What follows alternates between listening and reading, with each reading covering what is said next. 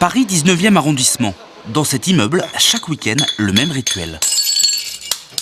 Mourad, locataire, prépare avec ses voisins une mixture très particulière. Du plâtre avec des bouts de verre à l'intérieur, destinés aux rats. Une recette bien à lui pour lutter contre les rongeurs. La recette la plus simple et la moins coûteuse. Et si on met uniquement du plâtre, il peut le bouffer et ça ne le tue pas. Mais si on le mélange comme ça avec du verre, là ça le tue. Il coupe son estomac, le verre. Le verre il se mélange dans son estomac, et ben le rat il est mort. Ouais, mets tout. Et qu'est-ce qui vous a appris à faire ce type de piège alors? Par expérience, c'est par les parents. À force de voir, et on apprend. Avec leur plâtre piégé, ils rebouchent tous les trous de l'immeuble. Leur priorité, c'est la cage d'escalier et pour cause. Là, il pénètre, il rentre dans les appartements, là, dans ce trou-là. Mourad en sait quelque chose, ça lui est déjà arrivé chez lui. Voilà, jusque-là, là, je l'ai rebouché aussi, ça rentrait par là. Voilà. Et là, ça donne dans le plafond de ma salle de bain. Voilà, vous pouvez rentrer, voir. Son appartement est au 2e étage. Voilà. C'est donc par la salle de bain que les rats essayaient de pénétrer. Ok, il y avait un trou ici parce que c'était le boîtier électrique. Alors il creusait, il voulait rentrer par là. Et ben, j'ai rebouché de l'intérieur et de l'extérieur et c'était coincé dans le faux plafond. Parce que je ne pouvais pas l'enlever, le faux plafond. Donc là, il y a 2 rats dans le faux plafond. Ouais, mais ils sont morts. Depuis le temps, ils sont morts. Et ça sent pas mauvais? Ah non, il n'y a pas par où va sortir l'odeur. Ça, c'est la pilette, c'est quoi là? Pour enfin voir ces rats, nous avons suivi Mourad dans les sous-sols de son immeuble, régulièrement envahis. Nous avons voulu faire un test. Muni d'une caméra infrarouge qui permet de filmer dans le noir complet, nous avons déposé dans un couloir de la cave des petits sachets d'appât à 1 mètre de l'objectif. Il ne faut pas attendre plus de 5 minutes pour constater la présence des rats, d'abord avec des bruits, des couinements. Puis apparaissent des petits points lumineux. Ce sont les yeux d'un rat qui observe caché derrière la porte. Il est intrigué par les bruits et les vibrations de la caméra. Et il hésite à venir chercher la nourriture qu'il a sentie. Il est vite rejoint par d'autres congénères. Un premier animal vient s'approcher pour prendre un sachet. Les rats méfiants envoient toujours un éclaireur pour tester la nourriture. Puis une fois rassurés, une dizaine d'autres rongeurs vont venir se nourrir devant notre caméra. Des rats, il n'y en a pas que dans la cave de l'immeuble. Mourad les entend souvent la nuit de son appartement. Là, la fenêtre, elle donne sur Voilà, quoi? la fenêtre, là, par là, elle donne sur le local à poubelle, directement, par là, en bas. Et c'est par là que je leur jette des fois, je balance des bassines d'eau chaude. Quand je les vois, je balance, je mets directement le tuyau de la baignoire, comme ça, hop, et j'ouvre le robinet à fond, je mets de l'eau chaude à fond, et voilà, je les tue comme ça. Parce que là, vous les entendez qui... Ah oui, on les entend vachement, ah oui. Surtout la nuit, on les entend vraiment. C'est tous les jours. Tous les jours, on les entend. Oh, on va rajouter des pièges. Ce soir, avant de se coucher, Mourad leur réserve une petite surprise. Il va tester un nouveau piège que lui a soufflé un ami. Bricolé avec les moyens du bord, des morceaux de carton recouverts de glu. Voilà. Il va les déposer dans la cour, autour des poubelles, dans l'espoir d'en attraper au moins quelques-uns. Je les vois toujours de là-haut. Le piège a beau être simple, il va pourtant fonctionner. En pleine nuit, alors que l'on entend les rats s'attaquer aux poubelles, un jeune rat va se faire prendre. Englué, il n'arrivera pas malgré toute l'énergie du désespoir à se décrocher. Le lendemain matin, il finira à la poubelle, comme d'autres qui se sont fait aussi attraper. Une bien maigre victoire pour Mourad dans sa bataille sans fin. On va l'enterrer vivant. Même pas mort. Voilà. Il y a un autre. Voilà. Il est là. Voilà. Là, on a gagné déjà une bataille. C'est pas la guerre, mais une bataille. Voilà, il y a 2 prises sur 3, c'est déjà pas mal. Un immeuble investi par les rats à Paris, c'est loin d'être exceptionnel. Le problème est tel que la police a créé un service spécial pour s'en occuper. C'est dans ce bâtiment de la préfecture de police que se trouve l'unité de prévention des nuisances animales. Chaque mois, ce service reçoit plus d'une 50aine de plaintes d'habitants qui n'arrivent pas à se débarrasser des rats qui ont envahi leur immeuble. Aujourd'hui, Micheline, brigadier-major, et son adjoint Gilbert, enquêteur de police, sont chargés d'une nouvelle affaire. Bon, on est parti. Direction le nord de Paris. Un locataire d'un appartement a porté plainte. Son immeuble est infesté par les rats. Les propriétaires ne font rien pour stopper l'invasion. Les deux fonctionnaires se rendent sur place pour mener une véritable enquête de police, à la recherche du moindre indice. Ça sent déjà il y a des odeurs. Quels sont les indices pour savoir s'il y a des rats? Des crottes? Voilà, des déjections. Puis là, vous sentez l'odeur? Ouais, une odeur. Vous sentez pas l'odeur? Ouais. Une odeur d'urine. Ça, c'est les rats, quand ça urine, ça sent très mauvais. Dès l'entrée, l'odeur laisse clairement présager la présence des rats. C'est une infection. Encore faut-il être certain qu'ils sont toujours là et les localiser. Micheline et Gilbert vont passer en revue tout l'immeuble. Ils commencent leur inspection par un des lieux les plus prisés par les rats, le local poubelle. Voilà. Ah ouais, voilà, ça y est. Ça c'est voilà. Donc il y a des rats. Ah ouais, là il y a des rats. Ça c'est toutes les crottes de rats. Des déjections tapissent le sol du local. Les rats sont bien passés par là. Et Micheline est persuadée qu'ils sont nombreux. Là si on regarde, ça c'est un rat qui est à moitié mangé là. Il est mangé par qui? Par les autres. Ils se mangent entre eux, les rats? Ouais, ses copains. Et là c'est pareil, il y a des morts là, il y en a pas mal hein.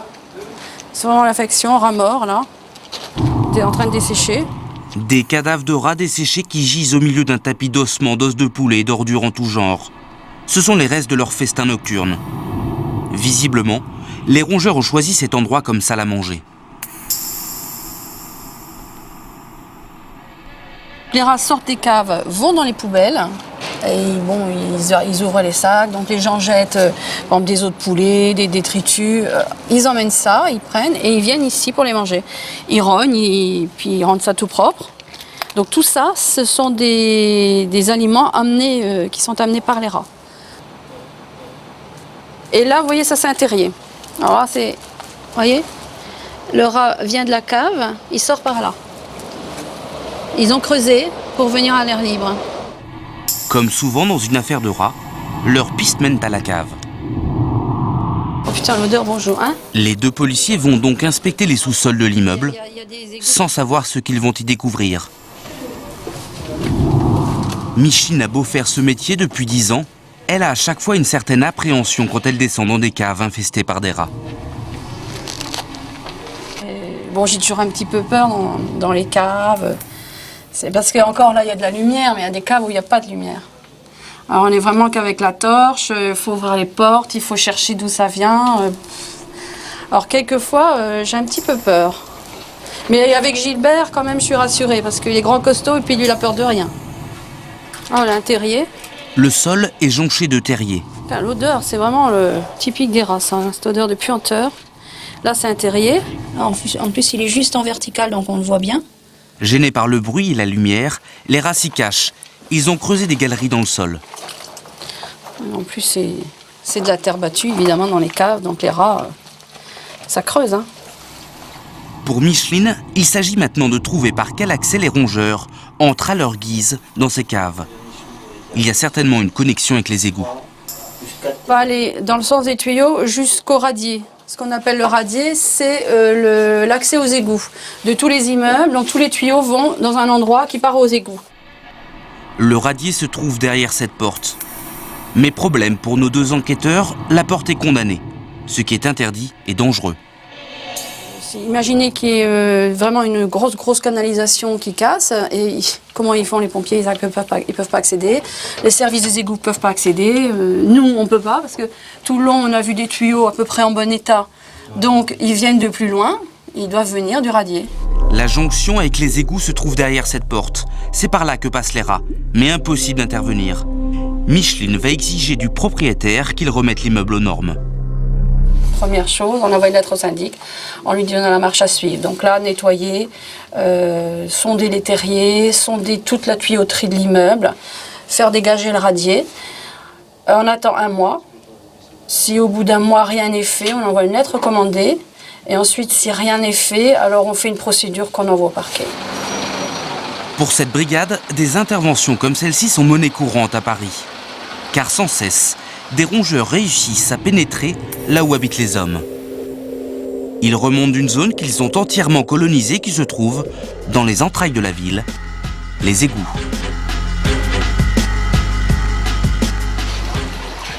Tous les jours, ces hommes, les égoutiers, descendent au cœur du territoire des rats. Un immense labyrinthe de plus de 2500 km de couloirs sombres et humides où les rongeurs vivent discrètement. Chargés d'assurer la maintenance des conduits d'eau de la ville, les égoutiers ont pris l'habitude de travailler avec, au-dessus de leur tête, quelques spécimens qui les observent. Ici, les rats se sentent chez eux, l'homme y est un intrus. Un peu, on va voir. Là, il se cache, il bouge pas, il attend. Hop. Les rats se promènent sur les tuyaux, les pattes au sec. Ouais. À l'immeuble concerné. Aujourd'hui, les égoutiers viennent réparer une canalisation. C'est plein là. Au détour d'un couloir, il leur arrive fréquemment de se retrouver nez à nez avec des rongeurs. Là, il y a un rat, là, t'en bouge pas. Regarde au fond, là-bas, à droite, t'as un rat. Il est caché derrière la canalisation. Voilà. Il a la tête de l'autre côté, il en a deux. Hop. Ces rats se sont laissés surprendre. Les égoutiers ne sont plus impressionnés, car ils savent qu'il suffit de laisser la voie libre à l'animal pour qu'il puisse se sauver. Seuls les rats se sentant acculés peuvent attaquer. Gérard, égoutier depuis 20 ans, fait toujours bien attention de ne jamais les bloquer. Hop. On peut pas dire, tiens, il va nous sauter dessus ou il va rien faire. Pour l'instant, moi, ça m'est jamais arrivé, donc je suis plutôt méfiant, quoi. En plus de leur travail d'entretien, les égoutiers essayent de limiter la prolifération des rats depuis toujours. Seules les méthodes ont évolué avec le temps. Avant, en 1958, on touchait une prime, en fin de compte, on touchait des primes de queue de rat, en fin de compte. Donc à l'époque, il fallait tuer les rats, ramener la queue pour pouvoir tout bénéficier de ces primes.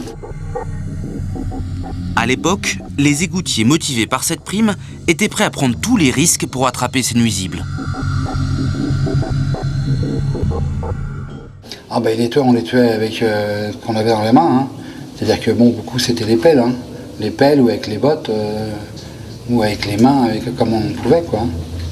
S'il était sur la canalisation, ça pouvait être, on l'attrapait, on se jetait par terre, on le tuait avec une pelle ou quelque chose comme ça. C'était à l'époque. Hein. Maintenant, on fait essentiellement de la dératisation. Hein. Aujourd'hui, c'est beaucoup plus simple. Ils utilisent des sachets d'appât empoisonnés. Pour savoir où les déposer, il suffit d'observer les tuyaux. Les rats y laissent des traces d'urine. Voilà. Ici, là, tu vois, ces petits espèces de trucs, là, c'est de l'urine de rat, en fin de compte. Il y a ces petits filaments là, qui remontent. C'est comme des champignons, quoi. Hein. Bon, voilà. Mais attention, il ne s'agit pas d'exterminer tous les rats. Car contrairement à ce qu'on imagine, leur présence est indispensable pour travailler en toute sécurité dans les égouts. Bah, quand il n'y a pas de rats, en fin de compte, hein, quand il n'y a pas de présence de rats, on peut dire que c'est pas tout à fait normal. C'est un peu comme dans la marine, hein, quand les rats quittent le navire, hein, il faut mieux faire pareil, quoi. Enfin, bah, nous, c'est la même chose. Hein. Fuite de gaz, montée subite des eaux, les rats préviennent de tous les dangers. Utiles en sous-sol, en revanche, dangereux en surface. Surtout quand ils trouvent des passages pour remonter, là où leur présence n'est vraiment pas souhaitée. Dans nos immeubles. Là, c'est l'autre bout d'un radier. Ça, c'est toutes les eaux usées de l'immeuble. L'immeuble numéro 29. Donc là, les rats peuvent passer par là. Ils remontent, mais ils ne peuvent pas ressortir si c'est étanche de l'autre côté. Le problème, c'est que de l'autre côté, ce n'est pas toujours étanche. Il suffit d'un trou dans la canalisation, d'une trappe mal fermée ou d'une grille abîmée pour que les rats rentrent dans votre immeuble. Pire, ils peuvent même passer directement à l'intérieur des conduites d'eau des appartements. Ces expériences faites en laboratoire le montrent. Les rats sont en effet capables de nager en apnée sur une longue distance et même de passer des siphons. De fait, des rats sont capables d'émerger de cuvettes de WC. C'est déjà arrivé.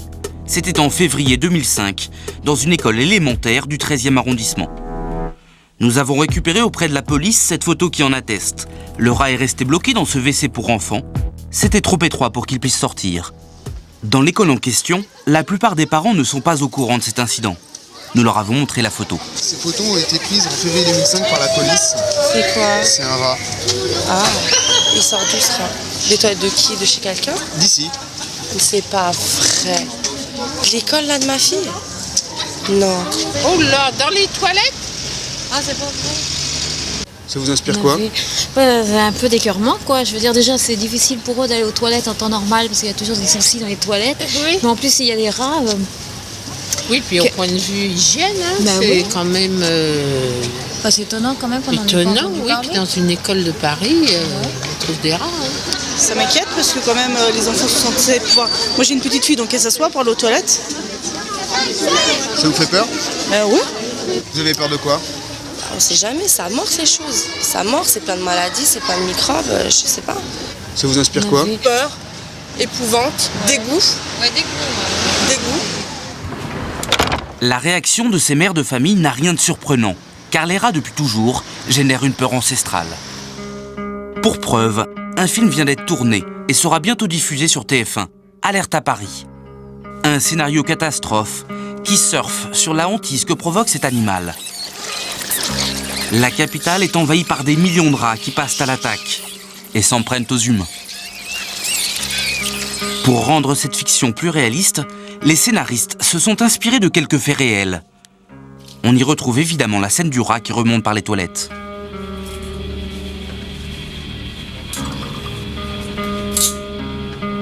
Cela fait froid dans le dos, car comme on l'a vu, cela peut arriver. D'autres séquences sont encore plus terrifiantes, comme celle d'une piscine municipale envahie par des centaines de rats qui s'en prennent aux baigneurs. Mais attention, là c'est clairement un scénario catastrophe. Une telle scène ne s'est encore jamais produite dans la réalité. Vous pouvez a priori continuer à vous baigner en toute tranquillité.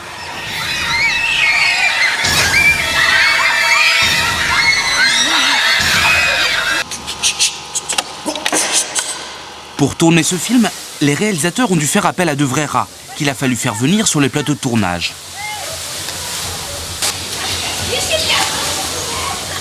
En tout, plus de 2000 spécimens, bien réels et de toutes les tailles. C'est un dresseur d'animaux qui s'est occupé de les dompter. Mais cela n'a pas toujours été simple de travailler avec des rongeurs. Car ils retrouvaient facilement leur instinct naturel et ne pensaient qu'à s'échapper des plateaux de tournage. De telles courses-poursuites ont fréquemment interrompu les prises de vue.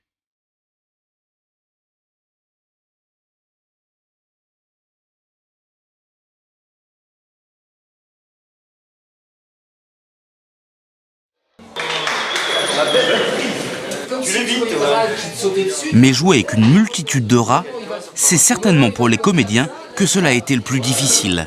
Ils ont dû surmonter leur phobie.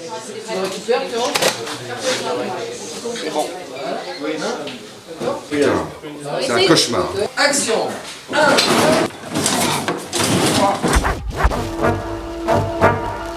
Cette peur panique que le rat provoque chez les humains a, dans la vraie vie, fait la fortune d'une famille. Voici à Paris la boutique des Hauts-Rouzes, des ratiseurs de père en fils. Dans la vitrine, des dizaines de rats piégés, ce sont des vrais, capturés il y a 80 ans. Cette boutique est une institution, fondée par l'arrière-grand-père de la famille, l'inventeur de la tapette à rats. Mais si c'est grand, si ça vaut le coup, quoi. Derrière le comptoir, Alain le descendant est très fier de l'invention de son ancêtre. Le tout premier piège à rats commercialisé, c'était à la fin du 19e siècle. Alors là, ici, c'est absolument fabuleux. Le support à part, c'est la queue d'un rat. Là, ici, vous avez un rat de dessiné, qui est découpé dans la tôle en dessous. Et cette tapette, géniale, est automatique. Tac, on l'enclenche.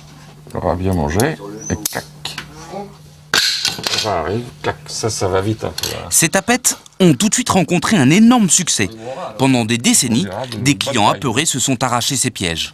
La maison Rose, elle expédiait des pièges par wagon entier de chemin de fer par jour. Ah bon, où ça?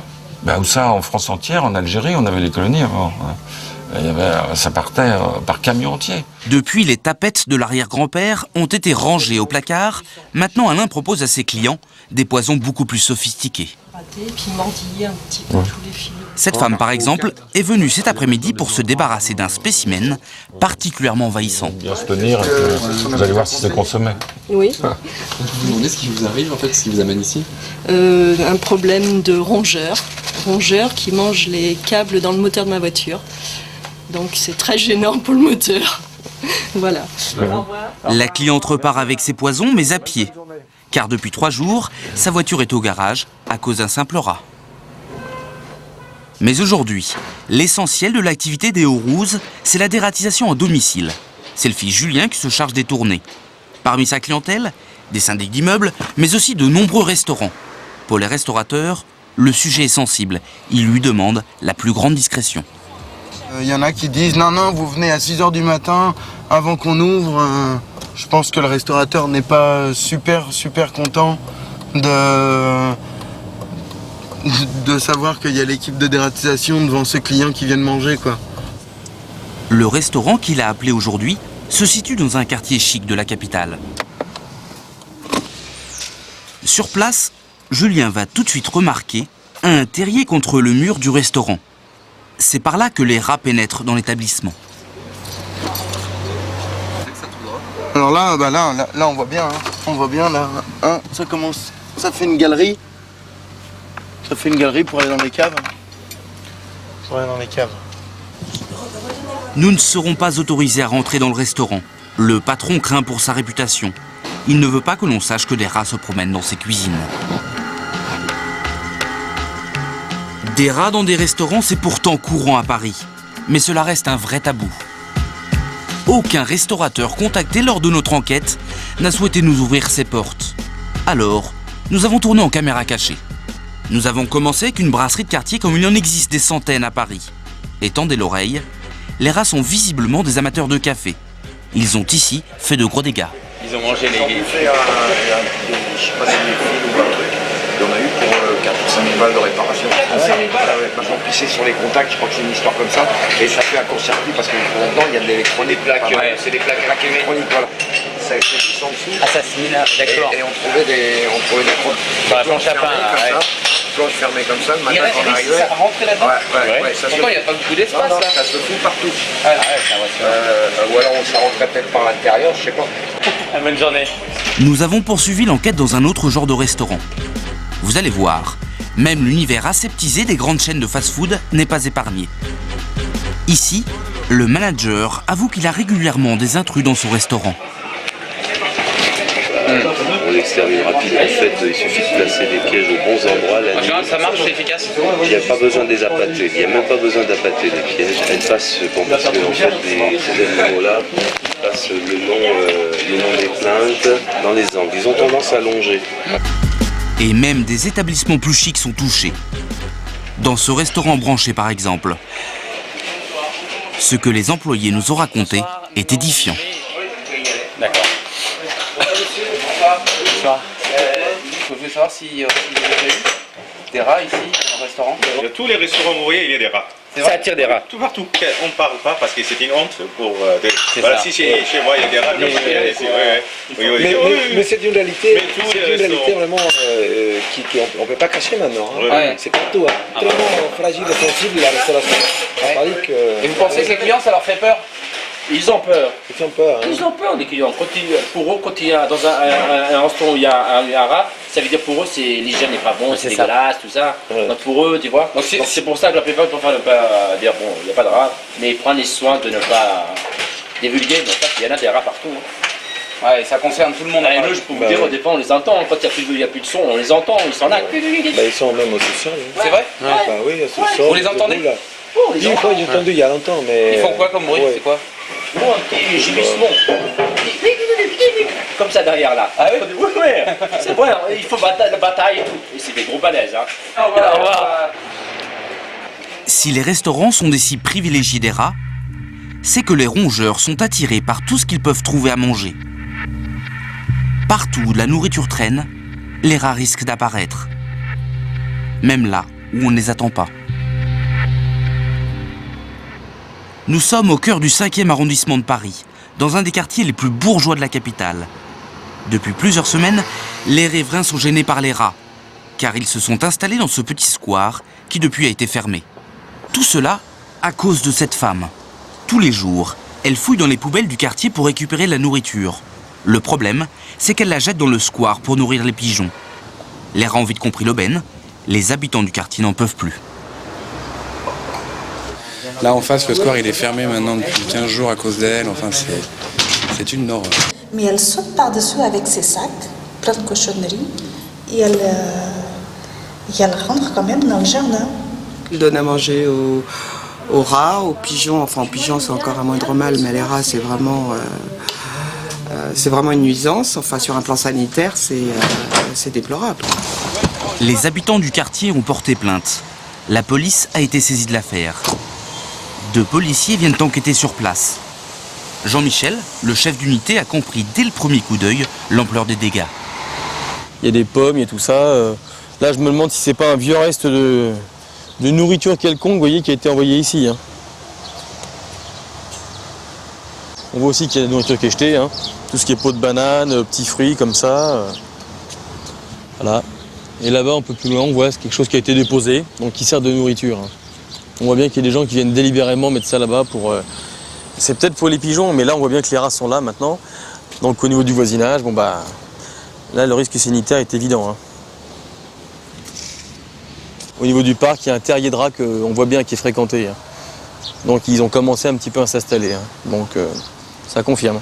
Les policiers passent à l'enquête de voisinage. Bonjour madame, c'est le service vétérinaire de la préfecture de police.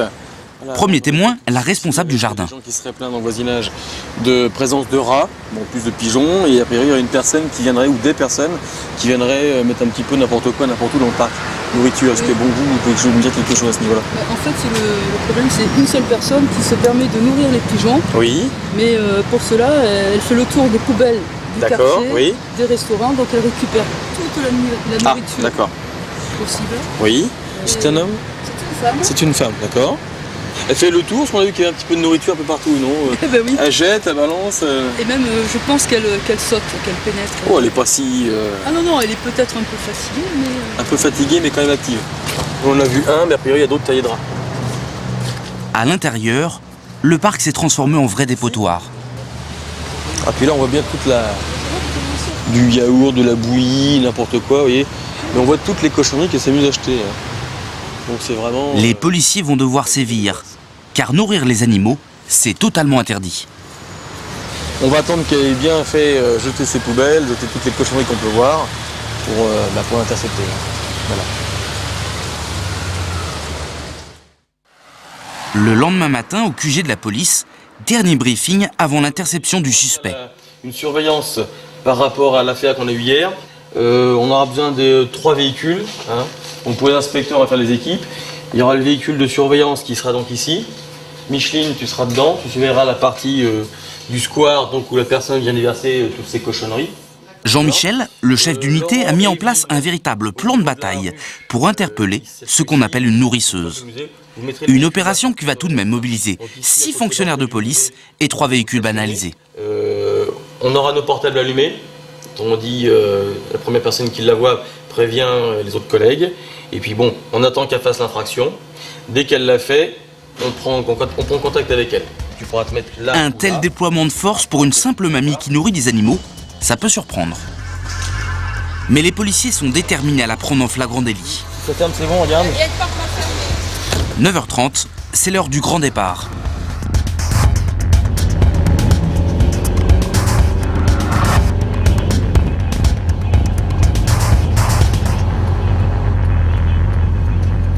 C'est une vraie opération de police.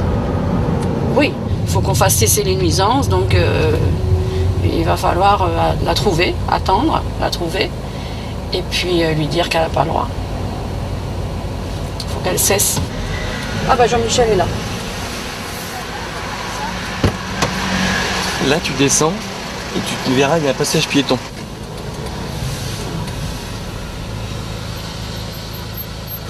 Bon, bah on va attendre. Hein.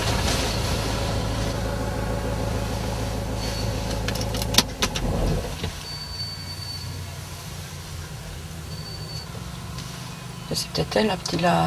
C'est peut-être elle. Et Jean-Michel, c'est pas elle? C'est elle qui nourrit?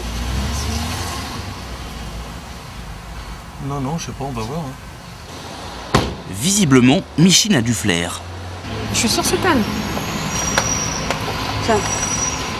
Regarde. Et Gilbert. C'est elle? Ouais, c'est elle.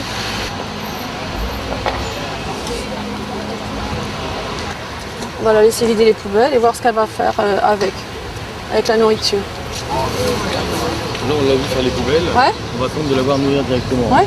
Peut-être qu'elle va faire un tour ou quoi. Les policiers vont la filer très discrètement, dans l'attente qu'elle commette le fameux délit. Nourrir les animaux en jetant sur la voie publique les ordures qu'elle ramasse dans tout le quartier. Se sentant pistée, la nourrisseuse va promener la brigade dans le quartier avant de subitement réussir à leur échapper. Il a suffi d'une seconde d'inattention pour que la nourrisseuse se volatilise. Non, tu pourras pas, Jean-Michel. On pas à descendre au Luxembourg. Elle a pris le bus et on s'attendait pas qu'elle nous fasse ce petit manège. Le chef d'unité ne s'avoue pas vaincu. Il est persuadé qu'elle va revenir dans le quartier. Elle a pris le bus puis s'est barrée. Alors il redéploie tous ses hommes pour la retrouver. Rue de la Sorbonne. 5 minutes plus tard, un inspecteur l'a enfin retrouvée, à quelques rues du square. Toujours en train de fouiller les poubelles, mais ce n'est pas encore suffisant pour intervenir. Faut qu'on la prenne en flagrant délit. Sinon sinon, ça ne marchera pas au niveau du tribunal, dans le cas où. Donc pour l'instant, elle fait sa petite collecte, son petit marché, comme on dit. Et puis après, elle va bien finir par aller jeter la nourriture dans un parc ou dans un lieu bien précis à elle. Donc il y a un côté vraiment filature policière. Il faut absolument qu'on la prenne en flagrant délit. Ça, il n'y a pas à dire. Ils vont enfin réussir à la confondre. Aux abords d'un chantier, les policiers vont faire une première découverte. Jean-Michel l'a vu se cacher dans un recoin.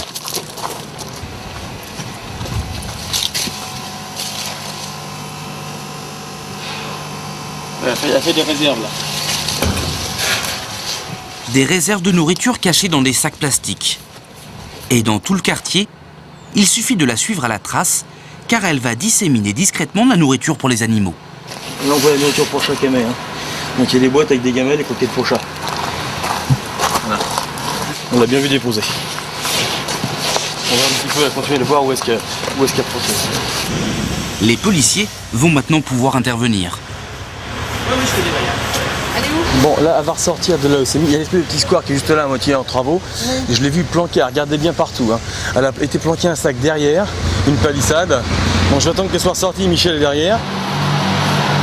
C'est à son domicile qu'ils vont enfin mettre la main dessus. Ah bon ? Dans cet hôtel. Elle habite au premier, chambre numéro 8.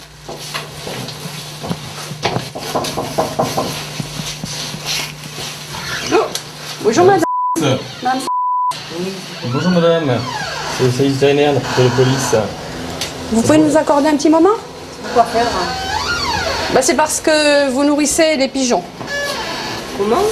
Vous donnez à manger aux pigeons. Vous donnez de la nourriture dans la rue. Non, dans les jardins, parce que, écoutez, monsieur, si vous ne faites pas assistance aux animaux, ça veut dire acte de cruauté, parce que si vous les nourrissez pas, ils meurent écrasés par les voitures, parce qu'ils cherchent de partout où il y a la nourriture, et c'est comme à Venise, tout le monde le dit, il faut les nourrir, parce que si vous les nourrissez pas, ils meurent, et puis c'est acte de cruauté, vous lisez la Bible, c'est acte de cruauté. Oui, mais vous savez que ça attire aussi. Il y a le problème aussi des rats qui sont. Il y a les rats qui sont... mais écoutez, en Afrique c'est comme ça. Ils les font travailler les champs. Mais là, on n'est pas en Afrique, là, madame. Oui, mais donc, même. Il y a des enfants. Les rats sont censés être dans les égouts parce qu'ils ont des maladies qu'ils peuvent transmettre aux gens. Par contre, on n'a pas le droit de mettre de la nourriture dans la rue ou dans les squares. Pas dans la rue, mais non, dans. On vous a vu faire, madame, là. Là, dans la rue. Là, juste en bas. Et on va vous demander de passer à notre service, justement pour expliquer tout ça, hein, chez nous, au service vétérinaire. Vous aimez bien les animaux, on vient au service vétérinaire.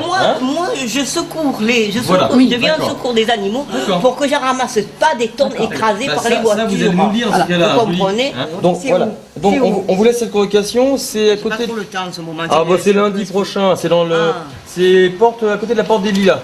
Oh là là, c'est si loin que là, vous n'avez pas le commissariat un peu plus loin. Ah, c'est pas le commissariat, c'est la direction des services vétérinaires à la préfecture de police. Hein. Allez, bonne journée, madame.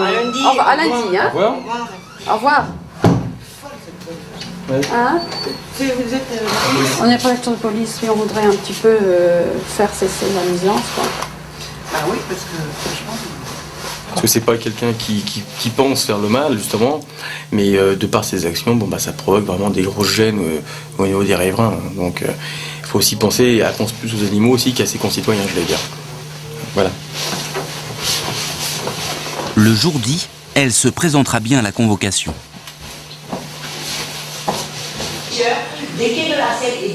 Elle ne nie pas les faits.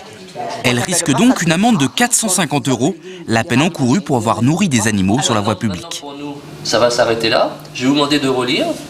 Là. Ce jour-là, la dame s'en sortira avec un simple avertissement. Les policiers espèrent que cela suffira pour l'empêcher de récidiver. On vous remercie beaucoup d'être venu. On n'espère pas se revoir de nouveau, hein, parce que la prochaine fois, on serait obligé de vous verbaliser. Mais la leçon de morale n'aura servi à rien. Quelques heures plus tard, nous l'avons retrouvée à l'œuvre dans le square. Visiblement, les habitants ne sont pas prêts d'être débarrassés de la nuisance des rongeurs. Des rats au cœur de la ville, c'est parfois beaucoup plus dramatique. Marseille. Comme dans toutes les villes, se cache dans ses sous-sols une importante population de rats. Mais dans certains quartiers, ces gros rongeurs n'hésitent plus à remonter en surface. En plein centre-ville, les rats sont devenus un problème quotidien. Nous sommes à Belzins, un quartier très populaire du 1er arrondissement, un des derniers de la ville à ne pas avoir été rénové. Logement en mauvais état, problème de propreté des rues, pas difficile de comprendre ce qui attire les rongeurs. Pierre Deleuze habite ici depuis 20 ans. Militant de l'association Un centre-ville pour tous, il dénonce la misère et la saleté de son quartier. Il a voulu nous montrer que certaines rues se transforment en véritable paradis du rat. Là, par exemple, tout ce qui vous reste à côté, c'est évidemment des choses qui sont restées d'hier soir. Regardez, il y a des poubelles. Là il y a un peu de bouffe qui s'accumule. C'est terrible parce que mon regard s'est tellement habitué à tout ça que quand j'ai des amis extérieurs, ils sont ulcérés. Enfin, ils disent « mais comment vous acceptez ?» Les jours de marché, c'est encore pire. Sur les trottoirs, les déchets débordent largement des containers. Peu de monde fait encore attention aux consignes d'hygiène pourtant placardées au mur. Des pots d'ordures interdits, mais ça, il y a longtemps que c'est en place et que ça n'est plus aucunement respecté, quoi. Il n'y a pas de règles. Il n'y a pas de règles établies et de règles respectées. Au détour de certaines rues, le spectacle est hallucinant. Des centaines de kilos d'ordures débordent. Les gens s'en foutent parce qu'on leur dit rien. C'est la jungle ici, c'est la jungle. Le soir, quand il n'y a plus de bruit, si vous promenez, vous avez les rats qui traversent partout. Hein. Certains rats n'hésitent pas à entrer dans les habitations.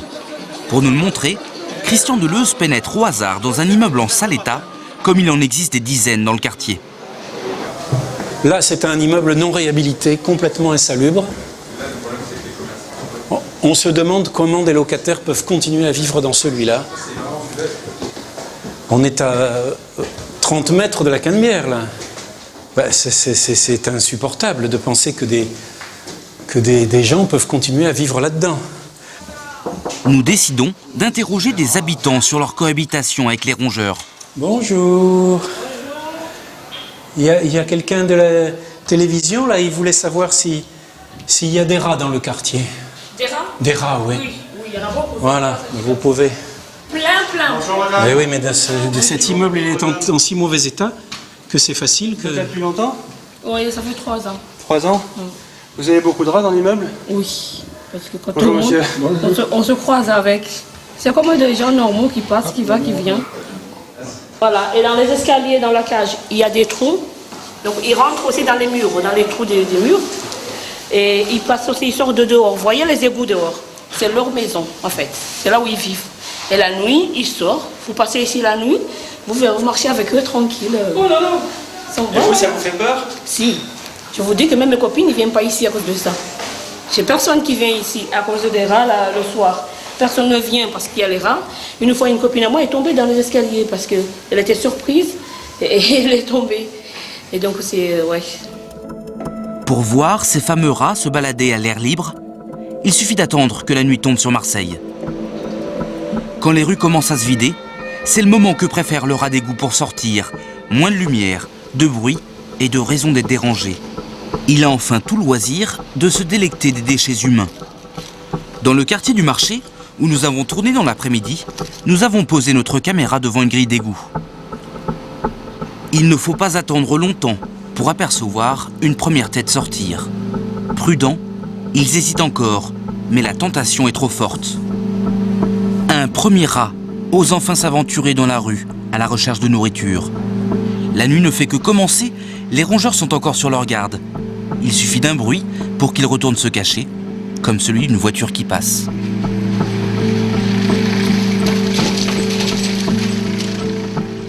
Rapidement, les rongeurs vont prendre leurs aises et investir totalement les lieux.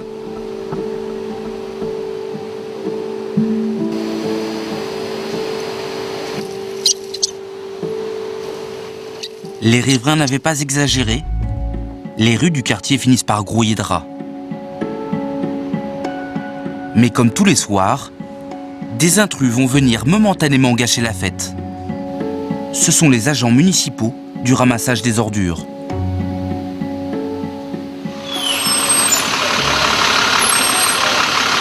Ça ne met plus rien du tout. J'ai l'impression d'être il y a un siècle en arrière et encore je ne sais même pas si c'était comme ça. Pas d'inquiétude pour les rats. Les éboueurs n'arrivent pas à tout ramasser. Il y a un service à la mairie, à l'eau mairie. Mais ils ont beau passer 3 à 4 fois par jour, ça sera pareil. Parce que ce qu'il y a, le problème d'ici dans le premier arrondissement, c'est qu'ils prennent vite le pli. Vous leur enlevez un frigo, demain vous en avez 2. Vous enlevez un meuble, demain vous en avez 4. Donc on fait trop les décès? Et de temps en temps, moi je suis pas là pour ramasser ça. À peine le camion Ben a-t-il quitté le pâté de maison que le festin des rongeurs peut reprendre. Il va durer jusqu'au petit matin. Seulement voilà, l'invasion de rats dans les rues de nos villes fait peser de véritables risques sanitaires. C'est en tout cas ce que dénonce le professeur Parola, un spécialiste des maladies infectieuses. Il nous a suivis dans le quartier où nous avons filmé la veille des rats. Ce matin, il pleut sur Marseille. Pour lui, le cocktail poubelle, rats et pluie s'avère particulièrement dangereux. Vous pouvez avoir les déjections de rats, notamment l'urine des rats, en contact avec l'eau de l'environnement. Si cette eau contaminée par des bactéries contenues dans l'urine des rats vient au contact des hommes, vous pouvez avoir des maladies infectieuses. La plus connue, c'est la leptospirose, qui est une maladie potentiellement mortelle. La population générale n'est pas vaccinée contre la leptospirose. Cette maladie a tué près de 200 personnes en France ces 10 dernières années. On peut pourtant la soigner, mais elle est difficile à diagnostiquer. Il existe un autre risque. Je pense que si on regarde un peu là de loin, on cherchait des rats, mais regardez un peu là regardez ce qu'on peut trouver. Si on déplace ça. Au milieu des ordures, gisent de nombreux cadavres de rats. Ils sont morts et pourtant ils restent infectieux. Cet animal avait des puces sur lui. Les puces, elles ne peuvent plus le piquer puisqu'il est mort. Elles vont aller piquer autre chose. Elles peuvent tout à fait piquer les habitants de la rue. Les puces de rats peuvent aller piquer les habitants de la rue. Si vous interrogez les gens, je suppose que certains ont vu des puces de rats dans la rue. Et il est peut-être en train de transmettre, pas de transmettre, mais il est susceptible de contenir des agents infectieux. Ces puces de rats ont plusieurs fois meurtri Marseille, responsable de terribles épidémies de peste. La dernière, c'était au début du XVIIIe siècle. Des rapporteurs de puces infectées arrivent par bateau. En 2 ans, la moitié des habitants disparaissent dans d'atroces souffrances. Depuis, la peste n'est plus qu'un mauvais souvenir en France, car aujourd'hui on sait la soigner.